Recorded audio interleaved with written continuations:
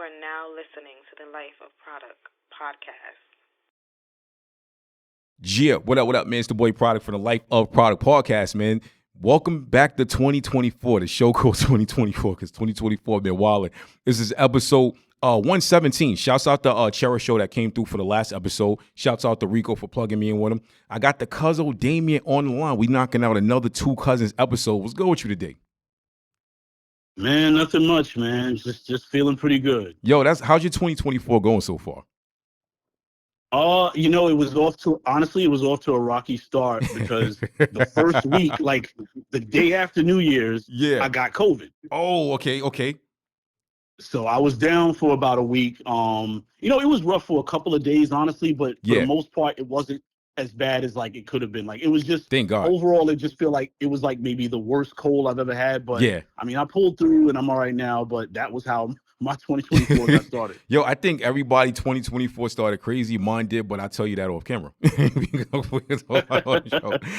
about that on the show. But I'm glad you came through. You know what's crazy? Everybody just think COVID left. People forget that it's still here. You know what I'm saying? They forget it's still here. I mean, I'm one of those people too. Yo, you just be out and about like it's lit, right? Like, you know what I'm saying? What happened was when I did, because I felt myself coming down with something. Yeah. So I take the test, and when I look at it and I see that it's positive, I'm standing there scratching my head, staring at it for a few minutes in disbelief because I'm like, wait, how did this happen? Yeah, right? You feel like you took a pregnancy test, right? That's what it felt like when you take a COVID test, you know what I'm saying? You standing there looking like, what's life about? You know what I'm saying? Yo, son, I remember I caught COVID once, right? Thank God. I caught it in 2021, right? And it was weird because I'm the type of person, I don't really get sick like that. You know what I'm saying? Like, I barely get sick. And when I do get sick, it's bad. When I caught COVID, it wasn't bad. I feel like I had a head cold, but it was a weird head cold. Like, it was a head cold I never really had like that. So usually if I get sick, next day, 2 days later, I'm feeling fine. So I was like, nah, like the whole weekend I was feeling funny. So that Monday I went to work, go home, I was like, let me take this COVID test. I'm like, oh boy, I got COVID. And I was like, yo, I started preparing for the worst, son. I called my sister. I gave her my passwords to all my bank accounts and everything. I was like, yo, if I don't make it, you know what I'm saying, give it to my kids, you know? But now, for real, yo, it was weird, but it was just like a head cold for me. But nah, COVID, listen, man, they need to go somewhere with it. They keep bringing out these variants of COVID. We need the grand value version of COVID because it ain't going to do nothing. We need the generic version. Can y'all give us the generic version? Because y'all didn't give us the Delta, the Omicron. They gave us every transformer of COVID. You feel what I'm saying? So, all right. You notice now, like I noticed like they said there's new variants, but I don't hear them naming them. It's like they had all these names before, but now it's like they're not even naming them now. They probably ran out of ideas. I'm like, I ain't never heard this. They ran out of ideas. They were like, they can start number. Like, I bring number 10 in. You know what I'm saying? But I'm tired of COVID. I'm tired of it. Remember we had monkeypox for a minute? Monkeypox hit for a minute. I remember that. Yo, that monkeypox was weird, son. I was looking at pictures of people, and if you notice, it was crazy in Atlanta. Man, people in Atlanta had monkeypox. Yeah, I remember that. People down in ATL had monkeypox.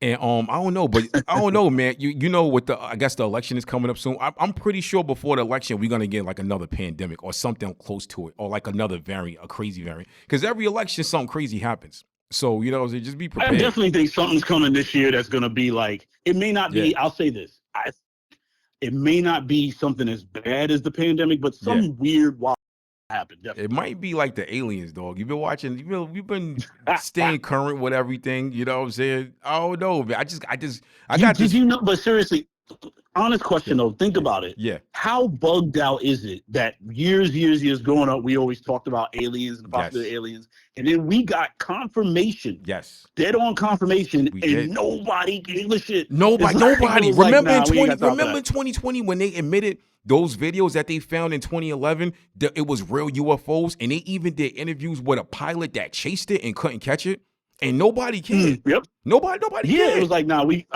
everybody was like, nah. We was like, nah, okay, y'all worry about COVID. Give me my $600. Remember the $600 everybody was getting weekly? Nobody cared about the aliens. They just wanted their direct deposit, which I kind of feel them. It's like, all right, look, man, aliens been here this whole time.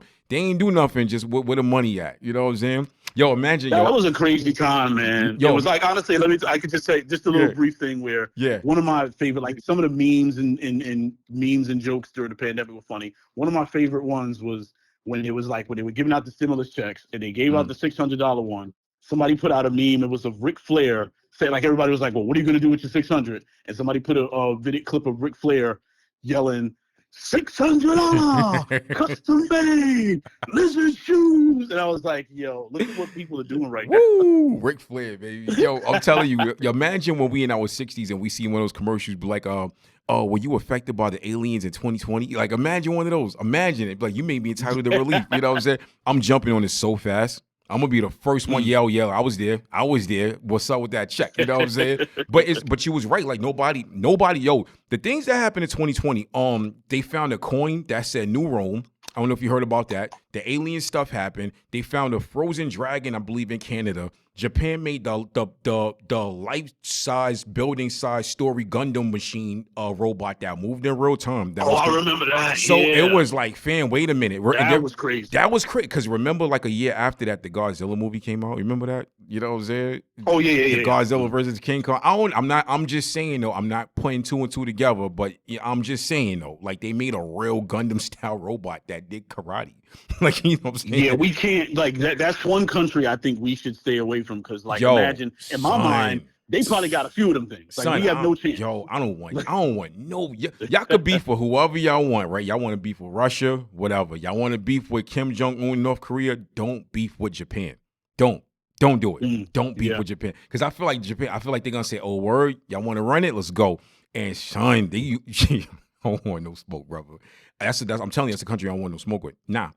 It's weird. I was watching a clip of Dennis Rodman talking about how when he went over to North Korea, it was kicking it with Kim Jong-un. And he said, yo, they were sitting there in a hotel room drinking Coca-Cola.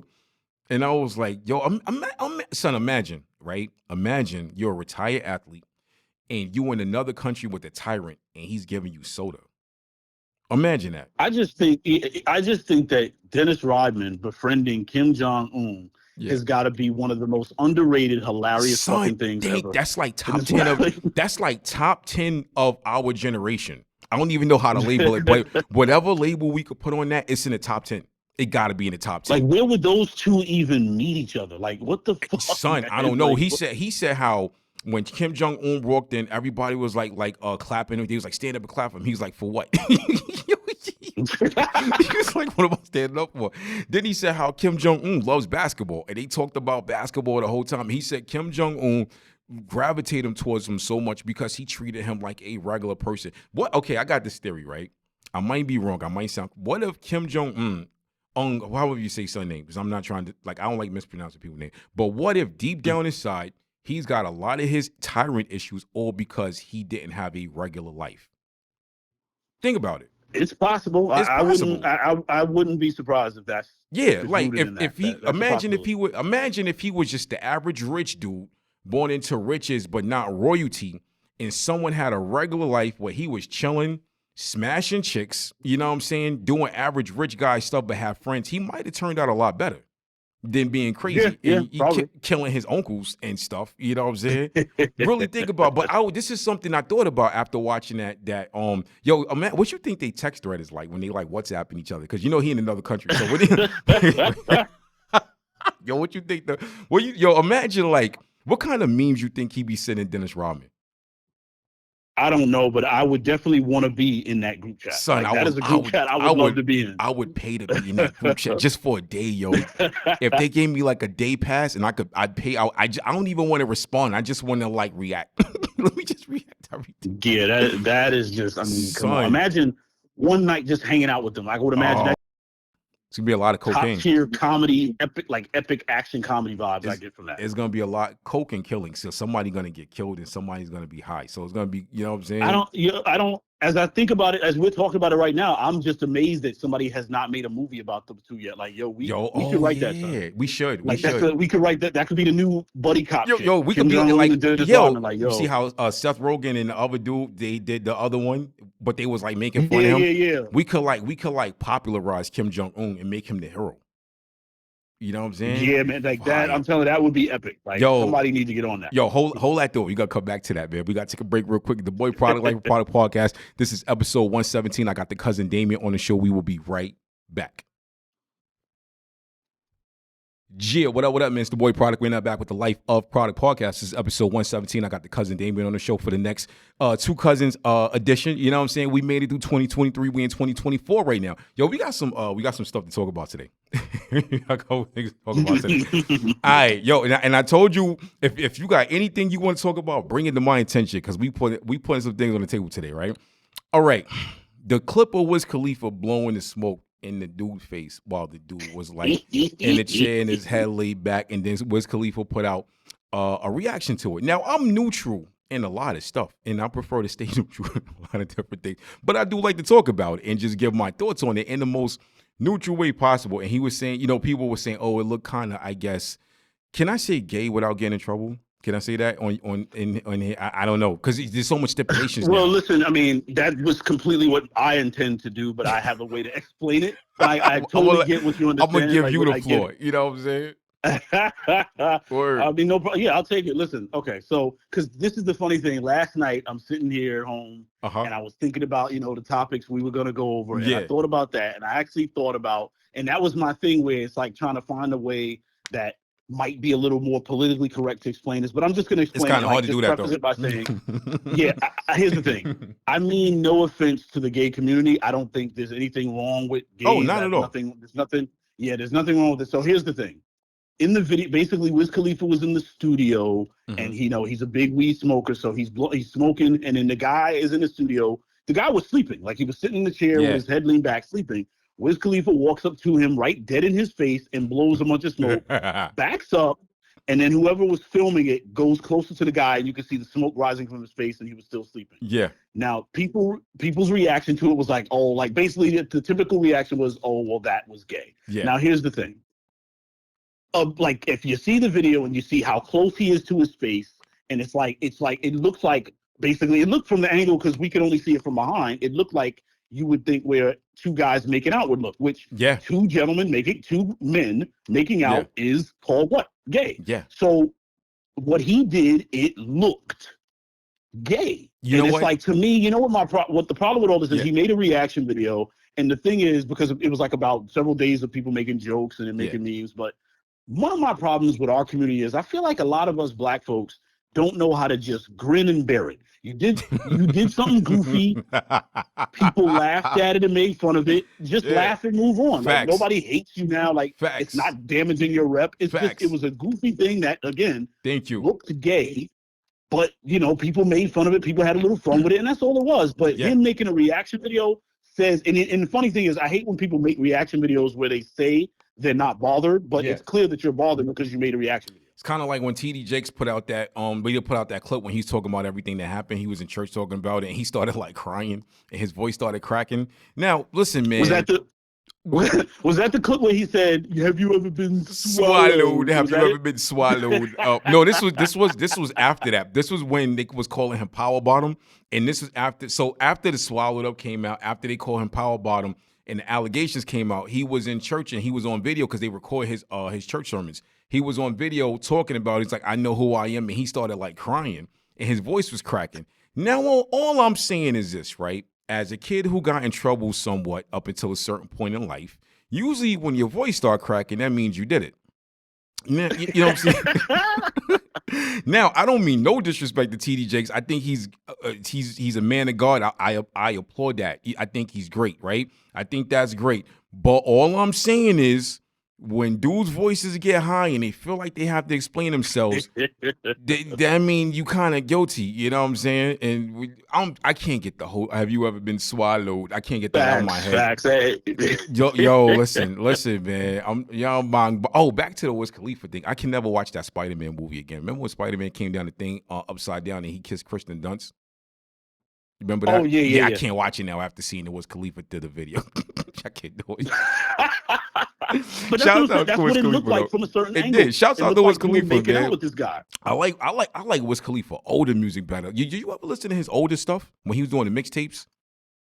I haven't gone back to it, but I remember it. And I do feel like it was better. Yeah, it's better. You know what it was? Like once he hit that commercial success with Black and Yellow, it's kind of like it was hard for him to go back to that. I like Wiz Khalifa. I like as an artist, but just that the video looks so. I think that with social media, we need to be like more conscious of who's got their phone out around us and who's recording stuff. Real talk. Because if one of your mans is recording that, I'm gonna be like, yo, stop, yo. I'm not even gonna play the prank no more. I don't want to do it. I don't want, because you trying to, like, it looks sussy. You know what I'm saying? But that happened. Yeah. I think it's weird how in the black community, they always try to say how, oh, y'all say everything is gay.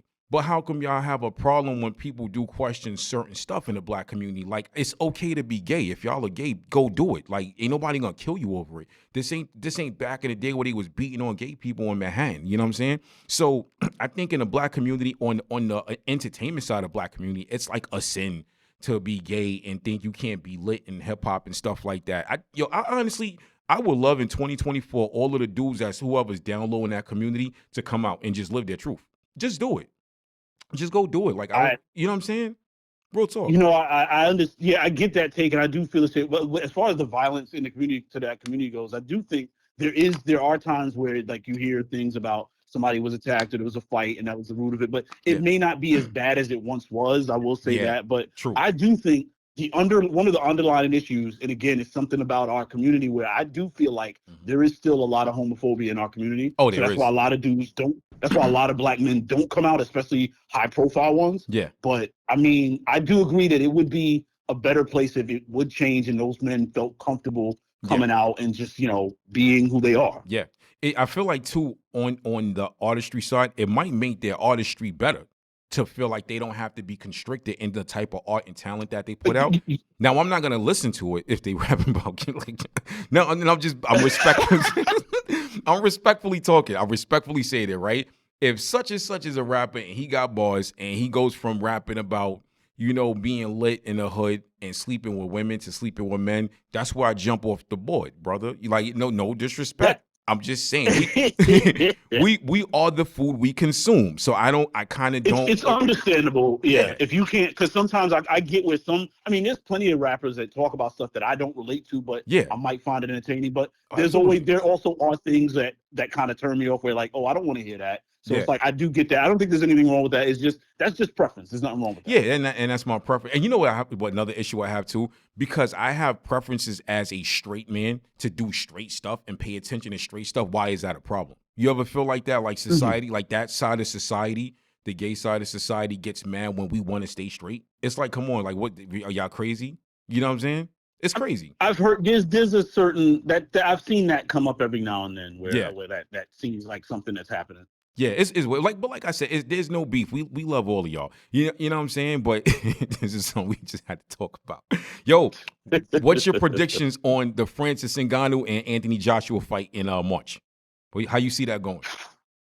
Anthony Joshua, a couple of years ago, when he first kind of came into the mainstream years ago, I remember seeing I remember the first fight of his I saw. I forgot who he fought, but I remember seeing that he was very talented. But what ended up happening was, people thought, okay, he's the next big heavyweight. But the problem was he never, I don't know if it's to this day, if he ever, like, I kind of stopped paying attention to him for a while, but he didn't fight opponents that everybody wanted him to fight. It was like, oh, this guy would be a good opponent for Joshua. You never really saw the fight come together. And, despite the politics in boxing, and sometimes we don't get the dream matchups that we'd like, I just kind of have lost interest in the guy, like, to where I don't really know or follow him these days. So it could go either way to me. Oh, you know what? I'm glad you said that. There were a lot of fights back in the day that we wanted that we didn't get. What I will say about Francis Ngannou was dangerous. And he, not just because he's big, not just because he's one of the hardest punchers in both boxing and MMA, he's unpredictable. So with him being unpredictable, that fight with Tyson Fury was unpredictable due to his style. Now, the problem is with his style, he has to step his defense up. I feel like he should have got that win against Tyson Fury. Tyson Fury only had 12 punches more than him. Ngannou had a knockdown, but Tyson Fury was utilizing his jab. See, people got to understand, these judges are judges for a reason, and they look at that stuff. They look at the fact that Tyson Fury was using his jab that whole time. That jab is what kept Ngannou from really getting back on the inside a lot of that fight. But we're going to come back to that as the Life of Produk Podcast, episode 117. I got the Cuzin Damien on the show. This is the Two Cuzins edition. We will be right back with the third segment of the show. Yeah, what up, what up? It's the boy Product Life Product Podcast, episode 117. I got the Cuzin Damien. We were talking about the predictions for the Ngannou fight and the Anthony Joshua fight coming up. Like I was saying, he was leaving, his defense wasn't the greatest. He was getting tapped with really good jabs. And one of the problems with Ngannou, anytime Tyson Fury would feint, he was falling for it. But so the thing about him having an unorthodox style and not being expected, quote unquote, the boxer between him and Joshua, that can go bad for Joshua because that's the same thing that happened when Joshua got knocked out by Andy Ruiz. It's the same thing. So, but if you look at that first fight with Andy Ruiz, Joshua was more bulky and more stocky. He dropped down in weight to be a little more faster. If you watch the second fight with Ruiz, he was on his feet the whole time. Even though Ruiz was I don't want to call him sloppy, but out of shape. Yo, that man don't get tired. He's bouncing around that ring that whole fight. The whole fight, he's bouncing around that ring. So I think it's going to be an interesting fight. I think Anthony Joshua being a more boxer and having more experience can hurt him in this fight. I think it could hurt him because with him, the experience that he had against Ruiz is what caused him to get a knockdown. The thing is, Anthony Joshua, his punches are more coordinated and he punches harder than Tyson Fury. But Ngannou, this dude was getting kneed in the face. He was getting kneed in the face and elbow in the UFC. You think a punch to the face is gonna just hurt this dude? No. You know what I'm saying? It ain't go work like that. The fight that we should have got was Joshua and Wilder. That's the fight we should have got that fight. That's the one that everybody wanted when Joshua came into like the spotlight. A lot of people wanted that fight. They were like, oh, he'd be a great opponent for Wilder. And I think at the time back then, like going on 10 years ago, he would have been. He would have been the perfect opponent for Wilder. The problem is, okay, so let me not say problem. The thing is, they're both now in their 30s, mid to late 30s or whatever. Being black in your mid to late 30s is a lot different because you can still do young boy stuff. You can still get it in. Even though Wilder did lose that last fight. He did lose that last fight with him and Parker. I think Parker beat Joshua years ago. I believe he beat him years ago. I don't know if they fought twice, but he beat him. I think he beat him in 2016. It's crazy because I love what they're doing over in Saudi Arabia, man, with these heavyweight fights, man. Only thing I hate about it is the time difference. So I got to go to a fight party 1 o'clock in the afternoon now. I'm not feeling that. I'm not feeling it. I'm not feeling it because we're not used to that. But I love the fact that they're doing this.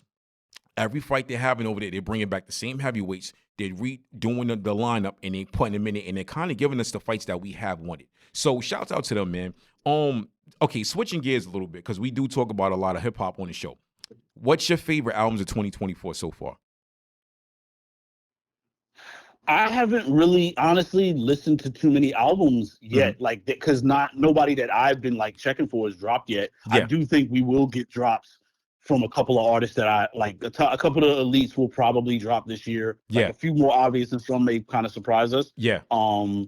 But yeah, I haven't really like been dialed into like one thing I do keep my ears open for lately is like R&B. A lot of the new R&B is really good. They're really like these are some talented singers. Like both the men and the women, they're very talented. So I always got my ears open for some good R&B. Yeah. But I am looking forward to certain hip hop like in 2020 because I do believe one of the more obvious ones is I believe because I think he even said it.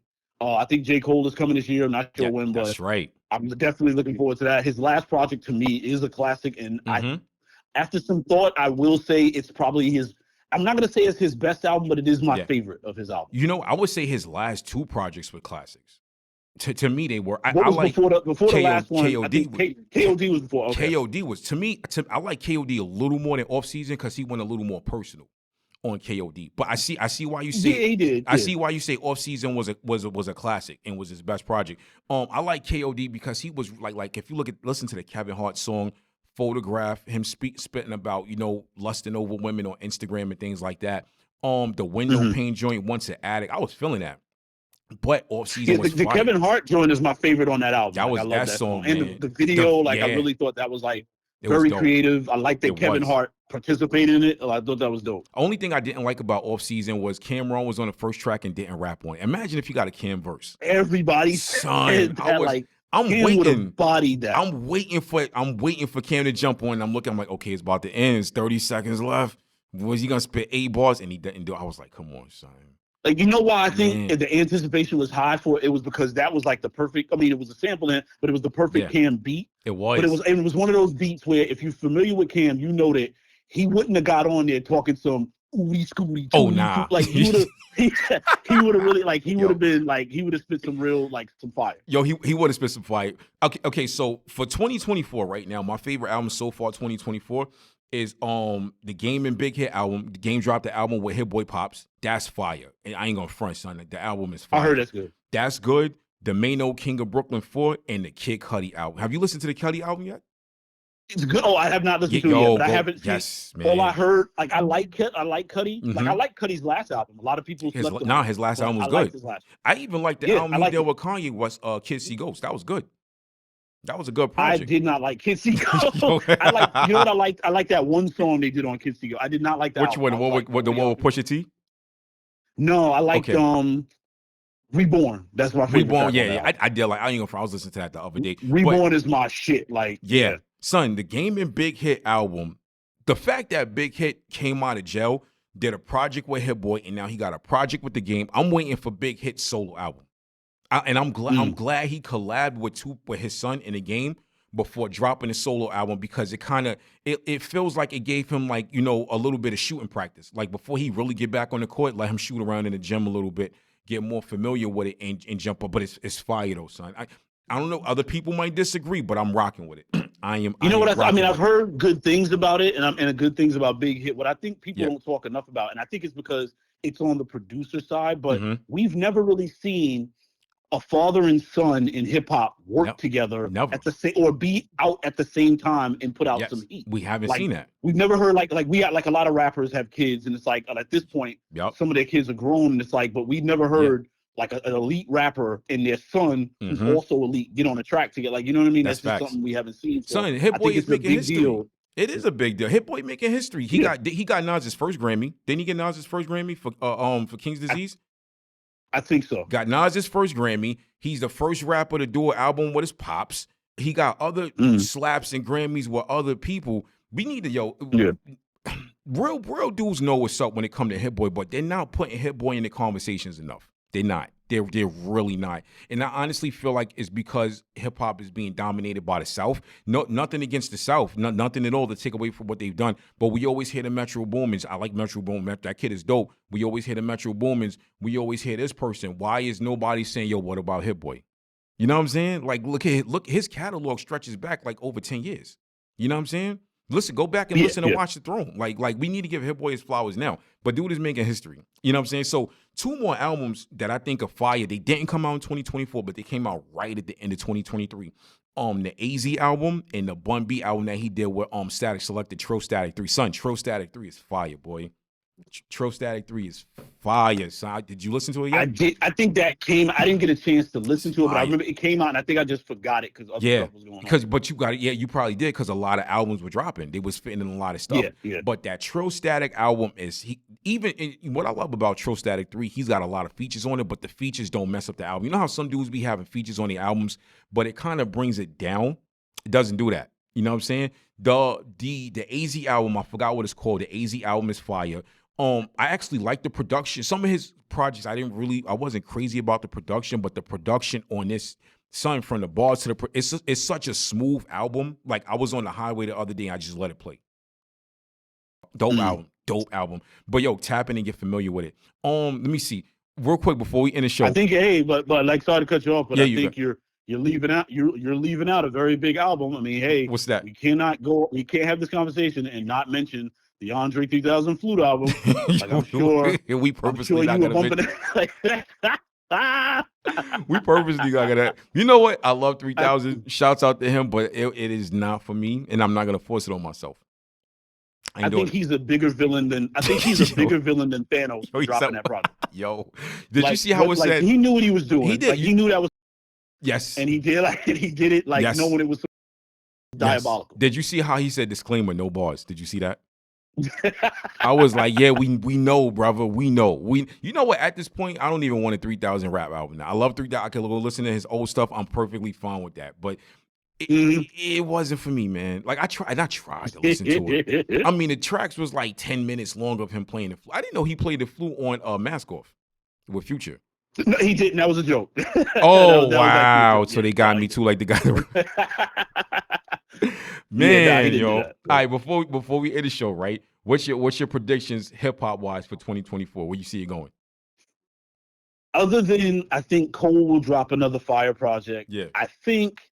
I want to say, I feel like Kendrick might drop something because he knows this might be a little quick considering how he usually takes longer space. But I really think Kendrick might drop, if only for the sake of the competitive side. Because here's the thing that not enough people are talking about this, but I think as the time goes on, they will. Cole has kind of, remember, the big three, Cole, Kendrick, and Drake. Yeah. Cole is pretty much in the lead and has been for the last several years. Oh, he has. Cole is number one.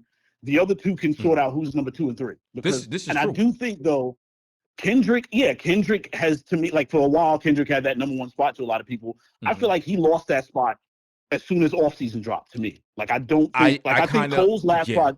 I kind of agree. I think Off Season to me is better than both Kendrick and Drake's last couple of projects. Well, I think to me, Mr. Morale was better than Off Season, but I agree about him losing that spot. Really? But I'm gonna tell you why, right? But I do agree that Cole took that number one spot because it's kind of like there was a smaller gap in between his work. He dropped KOD, then I think they did the Dreamville project. He did features, then it came with Off Season. So the consistency was there. But for me, son, Mr. Morale is like a trauma-filled album where Kendrick is giving us his life. That's why I like it. It's like, oh, snap, this dude is human like the rest of us. You know what I'm saying? Like, he's really going through some things.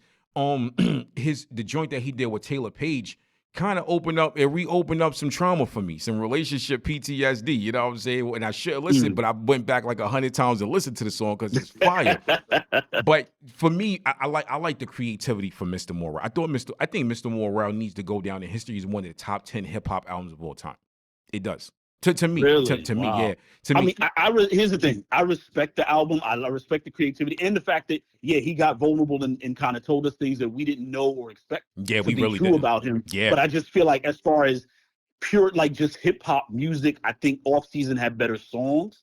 Well, as far as hip hop, I'm not. It's not like a deal breaker or anything. I just personally feel that it was a stronger project than what Drake and Kendrick have been putting out lately. And they've been putting out good. Like I've enjoyed the last couple of Drake projects, but I just feel like Cole to me is just right now God level rapping. Oh, he is. You know what's crazy? Let's before we end the show, let's take a couple minutes to talk about Drake. Let's do it. Let's do it. Because we can't not talk about Drake with everything that's been going on, right? Drake is he's the hot guy, all right? He's done the features. He's more than just a rapper. He's an all-around artist where he's done Afro beats, world music, he's done reggae, he's done R&B. We've had this conversation. I think Drake is dope, but I like Drake more as a rapper than a singer. Now, for me, my issues with his singing is, we come from we're from that middle child generation where you got like my brother, our cousins, all the older guys, then you got us, then you got the younger generation under. So we're in that middle child generation, right? So we saw we saw the Jodeci's, we saw the Boyz II Men. Our pops, they used to play the Delphonics, the Temptations, Earth, Wind, Fire. We know what real R&B singers sound like. And I'm saying this in the most respectful way to Drake. I can't rock with Drake singing because it's the one octave singing was cool, but it kind of went further than we thought it was going to go. And it kind of opened the floodgates for other artists to do that, like how Lil Wayne opened the floodgates for the rappers with the auto-tune stuff. Other artists started doing that. It kind of became repetitive somewhat. You know what I'm saying? And to me, it's even though it opened up the doors for Drake as far as being artistry to do other genres, which is great. He got a bigger bag.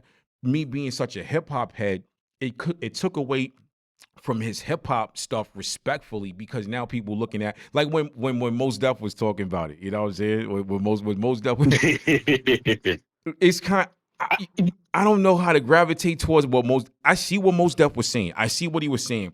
It was just like, and I'm a big Yasin Bey. I'm a big Mos Def Yasin Bey fan. From his acting to his, I've been listening to Mos Def spit for years, son. I mean, for years, yeah. But it just felt a little, it wasn't the message for me, it was how he was saying it. Because it was the funny part about it, he sounded like he was going full Game of Thrones. Like he was about to be like, the Citadel would not side with the North. Like that's how he was sounding when he was talking. It was like, oh snap. But then his voice sounded a little theatrical when he was speaking about it. Yeah, but I think, I mean, that's how, if you've seen him talk in interviews and on podcasts, that's kind of how he is. He sounded like Gangsta-licious. Like, but because I think he is the voice of Gangsta-licious. Yeah, he is. That's what I'm saying. He really sounds like him when he talks. Yeah. So the thing for me, my takeaway was I looked at it a bit different. Like what was kind of funny to me was all the Drake stands kind of complete, as I expected them to, because Drake stands are very delusional. Oh yeah, they are. They completely missed his point. He wasn't saying what he said to insult Drake. Exactly. It was more of an overarching point on hip hop and the commercialism of it in the music industry itself. Thank you. And I think they just completely missed that point. But I do disagree where I think Drake is both hip hop and pop, because Drake is a student of the game. He's studying respect. He was a big rap nerd. Like, you can't say he's not. Yes. Like, you can't say he's not hip hop. Like, if go back and listen to his old stuff, like the way he was rapping. Come on, son. Come on. Right. He was rapping. You know what I'm saying? I think it's just very ignorant for people to not realize that hip hop can be pop too, and Drake is in that realm where yes, he's hip hop, but he's also pop. Like the dude, look, he had a song a couple of years ago called Pop Star, where in the song he refers to himself as a pop star. Yeah. Fans can't get mad at him at most of calling him a pop star. It's like, you know what I'm saying? But they just really missed the overarching point of what he was saying. And I just think if you go back and listen to that whole interview, it's a lot of good that I think. I think it is, man, and I'm glad you made that point. My only issue is with him with the nail polish, but that's I don't want to touch that because I don't understand it. I don't know. I think it's weird. I think it's weird what all of these straight dudes are wearing nail polish now, but that's just my opinion. Do what you do, brother. Rock stars is doing it, so rock out. You know what I'm saying? Go rock out. You know what I'm saying? But it's the boy Product Life of Produk Podcast. Cousin Davey called it for the Two Cuzins episode for this month. Episode 117. Happy 2024 to all of y'all. He will be calling back in next month. We need to get him down here on camera. You gotta come down here, brother. You gotta come down here, brother. Yeah, I definitely gotta make. Come, boom. Either March or April. Come down here. We're gonna record for a whole weekend, but we're gonna party. We're gonna hit Uptown Charlotte hard. I mean, I'm not playing. I'm definitely looking. Listen, man, be prepared to be and wasted. You know what I'm saying? Because I'm gonna show you what they do in this city. You know what I'm saying? We gonna party like we back in Brooklyn. I'm out, baby. Yeah. You are now listening to the Life of Produk Podcast.